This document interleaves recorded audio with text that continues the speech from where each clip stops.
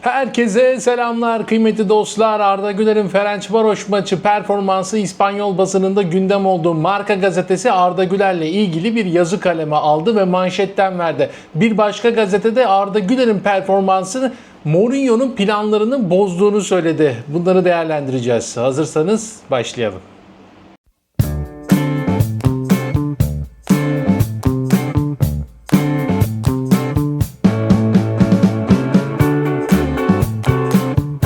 Evet, ekranda gördüğünüz ısı haritasından da belli olacağı üzere Arda Güler tam olarak bir 10 numara pozisyonunda oynadı ve zaman zaman ceza sahasına Endrick'le beraber ceza sahasına girdi. İstatistikler çok ilginç. Daha önce belki de hiç böyle bir istatistik okumadım Arda Güler için. 91 defa topla buluştu ve maçın en çok topla buluşan oyuncusu oldu. 67 pas yaptı. Bunların da 60'ı isabetli. %90'lık bir pas isabet oranıyla oynadı. 8 uzun pas attı. En çok uzun pas atan ikinci isim oldu ama 8 uzun pasın 6'sı isabetli. Bu oranda da maçın en iyisi oldu.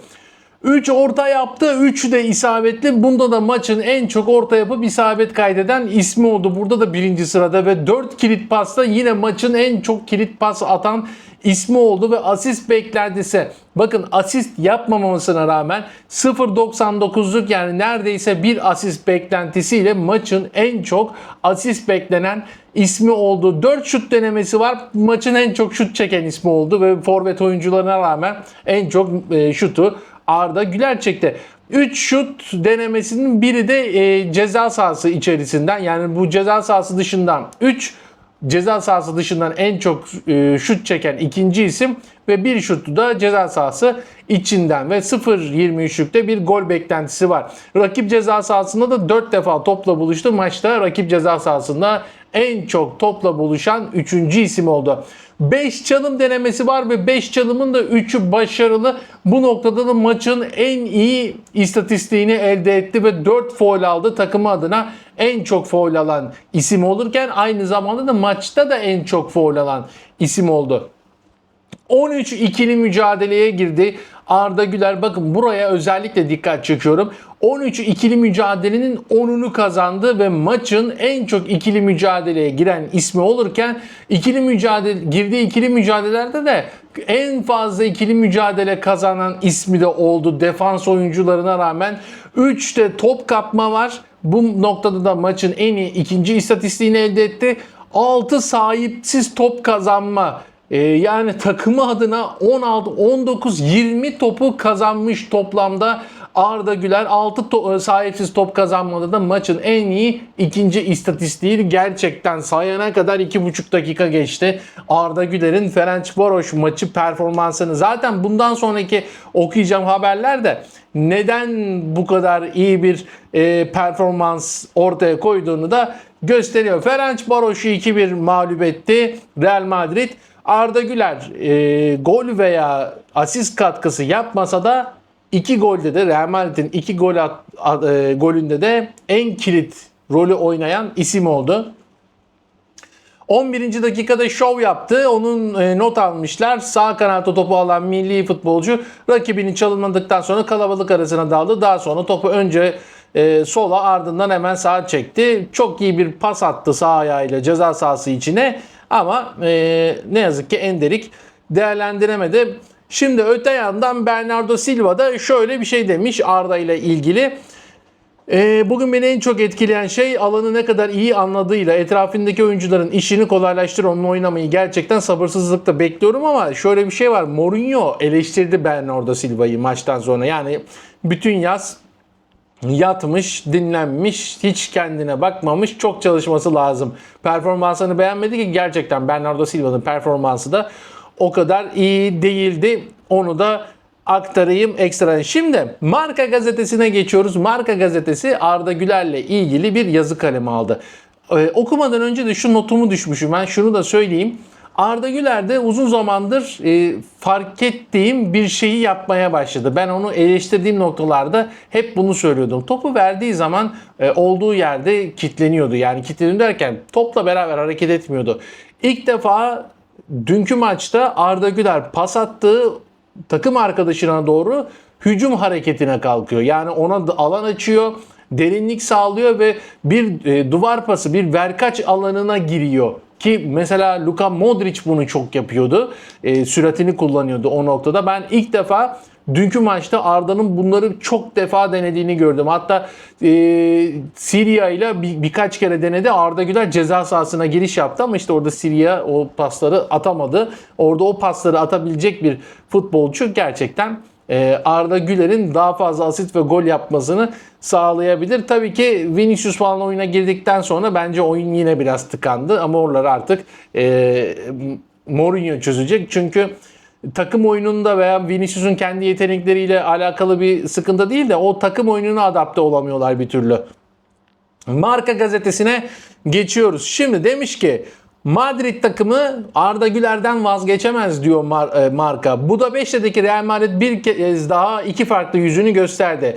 İki farklı hız. Arda Güler topa sahipken ve sahip değilken hızları. Türk oyuncunun liderliğinde takım uyum sağladı, nefes aldı ve yolunu buldu. Bu nedenle soru artık kulübün oyun kurucu pozisyonu için kimi transfer etmesi gerektiği değil, genç oyuncuya nasıl yer açılacağıdır. Çünkü pozisyonlar sınırlı ve her oyuncunun ilk 11'de yer almak için açık bir rakibi var. Felaket yaşanmadığı sürece hücum orta saha rolü Bellingham'a gidecek ve çift pivot pozisyonunda da yani libero pozisyonunda da Tchouaméni, Bernardo Silva ve Valverde arasındaki ikili bir atlı yarışı olacak. Ancak Arda Güler'in sahip olduğu futbolu terk etmek, garajda tozlanan Ferrari'ye sahip olmak gibi olurdu. Arda Güler'in yeri nerede diye bir soru sormuş Marca gazetesi ve şöyle cevap vermiş. Bu hazırlık maçları artık Arda Güler için sadece sezon öncesi hazırlık değil, Real Madrid oyun kurucusunun bayrağını devralacak birine ihtiyaç olduğu zamanlar ve bunlar Türk oyuncu Budapeşte'de yapabilecek tek kişinin kendisi olduğunu açıkça gösterdi. Sağlam Macar savunmasını alt üst etmek için hatlar arasında eşsiz bir şekilde hareket etti. Topu ayağına aldığını istedi ve takım arkadaşlarını boş alan bulmaları için yönlendirdi. Bazen koyu yeşil forması ve oyun tarziyle Mourinho'nun bizzat şekillendirdiği Mesut Özil'i, bazen de tam olarak aynı olmasa da işaret parmağının basit bir hareketiyle takımı elektriklendiren Kroos'u görebiliyorsunuz. Şimdi soru hangi oyun kurucuyu getireceğimiz değil, Arda'yı nereye yerleştireceğimiz. Çünkü Türk oyuncu adeta ilk 11'de yer almak için yalvarıyor. Şimdi burada Özil ve Kroos örnekleri vermiş ama dünkü videomu izleyenler bilirler. Mourinho demişti ki bırakın onu kimseye benzetmeyin, kendi hikayesini yazacak demişti. Onu da buradan hatırlatayım. Mourinho'nun genç oyuncusu kadrosu hızla büyüyor. Geçen gün Siria'da ise bugün sıra Mario Rivas'taydı. İlk yarıda savunmada tüm beklentileri aştı ve Siria'nın kendisinin pasıyla attığı kafa golüyle skoru aştı. Pozisyonda La Fabrica'nın yani Real Madrid'in gençlik akademisi izleri görüldü. Portekizli teknik direktör yönetiminde bu ay attığı gollerle birlikte Macaristan'daki ilk maçında attığı bu gol Castilla ile sezona başlamak için bir yüksek lisans derecesinden daha da değerli diyor. Buraları Rüdiger, Huysen onları anlatmış. Enderik için dolandırıcı ifadesini kullanmış Marca gazetesi. Şöyle dolandırıcı derken hani bazen çok iyi oynuyor, bazen de oynayamıyor. Tam onun hakkında karar verilecek mükemmel bir performans ortaya koyuyor. Ve Real Madrid'de kalıyor fakat ondan sonra da yine performansı düşüyor şeklinde bir yaklaşımda bulunmuşlar. Şimdi Bernardo Silva ile ilgili bölüm var.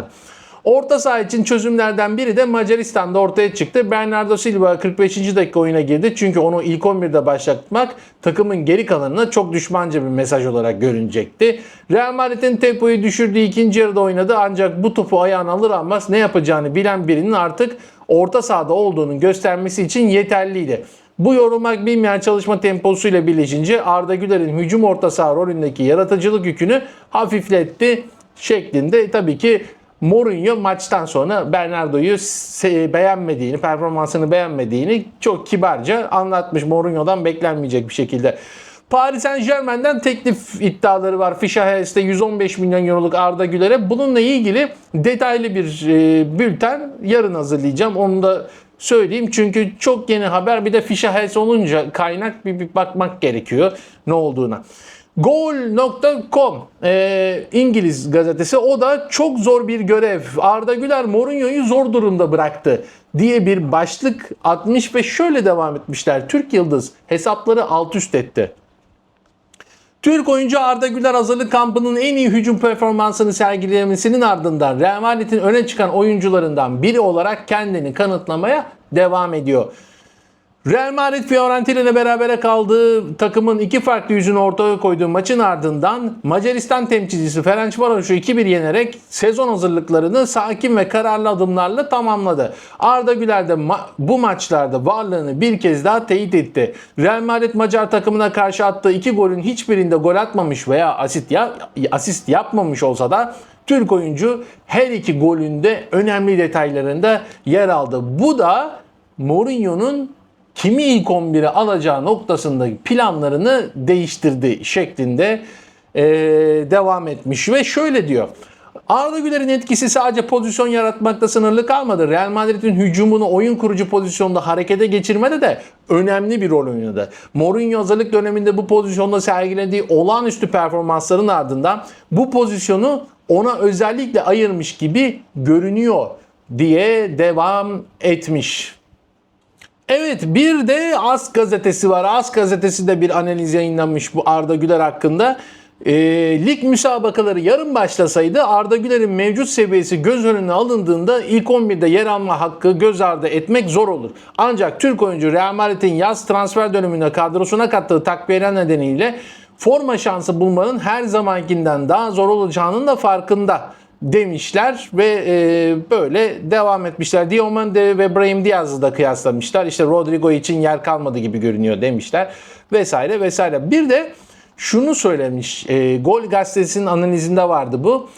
Arda Güler daha sonra ikinci yarıda diğer oyuncular oyuna girdikten sonra, özellikle Vinicius Junior falan oyuna girdikten sonra, Bernardo Silva bir ara sağ kanatta denedi ama sağ kanatta yeteri kadar etkili olmadığını görünce sadece 5-6, orada ben de fark ettim. Acaba dedim Arda'yı sağa mı çekti diye 5-6 dakika kadar orada tuttu ve sonra tekrar Arda Güler'i 10 numara pozisyonu yerine geri koydu ve Arda Güler böyle bir maç çıkardı. Tabii ki bunlar hazırlık maçıydı. Şimdi asıl sınav başlıyor. Ben bu performanslardan sonra açıkçası Arda Güler'in ilk lig maçında ilk 11 başlayacağını düşünüyorum. Orada Ferencvaros maçında yaptığı performansın en az %85'ine ulaşması lazım. Peki siz ne düşünüyorsunuz? Yorum yapmayı unutmayın, beğenmeyi unutmayın. Hype'ınız varsa hype'ınızı da alırım. Ben Oğuzhan Poyrazoğlu. Bir sonraki videoda görüşmek üzere, sağlıcakla.